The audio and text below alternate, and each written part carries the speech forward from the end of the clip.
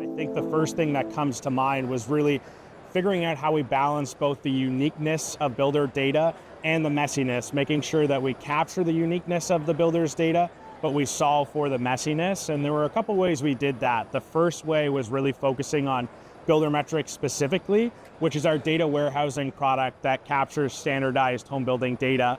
That was then fed into Stella AI, and so it was able to provide a really great standardized, intuitive source of truth for the home building industry, and Stella AI was able to absorb that value. So that was probably the biggest technical hurdle that we faced. And like I said, with both the setup of Stella AI and BuilderMetrix itself, they were both really well positioned to solve it.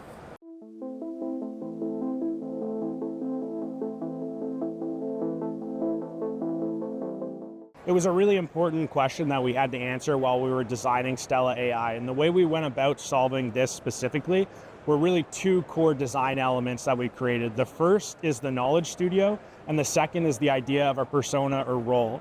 The persona or role allows us to define exactly what a user is going to be able to access, so preventing a salesperson from accessing purchasing data and a purchasing person from accessing sales data.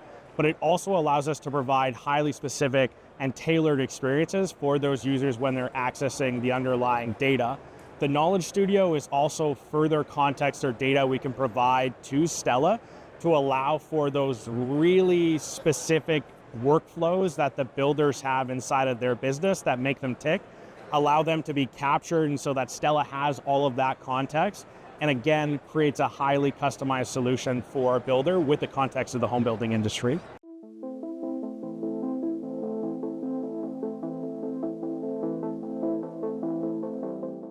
The first part of the user story is always going to start with a prompt or asking Stella something. And the very first thing that Stella does is confirm that that user has access to that information. So this user here is for a purchasing analyst, and I'm going to go ahead and ask it about different projects. It's going to be able to use the underlying tool set that we've ingrained inside of Stella AI to get the relevant data to answer that particular user's questions. The really important thing here is recognizing that all of those tools are defined and have really robust descriptions so that Stella can make the correct decisions to grab the relevant data. So as I'm using this particular user story, I'm prompting, Stella's evaluating the question, grabbing the tool set, and then the tools are grabbing the relevant data and then are displayed back to the user to provide further context.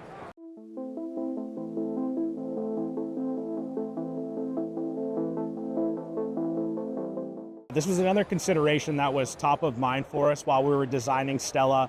The first thing that we did is make sure that all of the APIs and the LLM providers that we use are enterprise level. So these aren't public endpoints. These are specific to the particular customer that we're using. We're making sure that they're not ingesting any of the data submitted for training purposes as well. So it's a totally secure platform.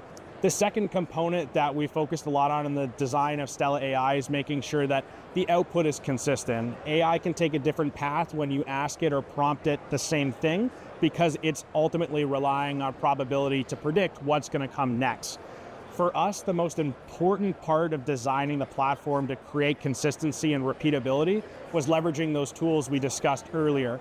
So instead of Stella actually going in and deciding how to get the data, all it's deciding to do is make sure that it's using the correct tool, which is a consistent, reproducible mechanism to be able to grab data and then bring it back into the user experience to display backwards.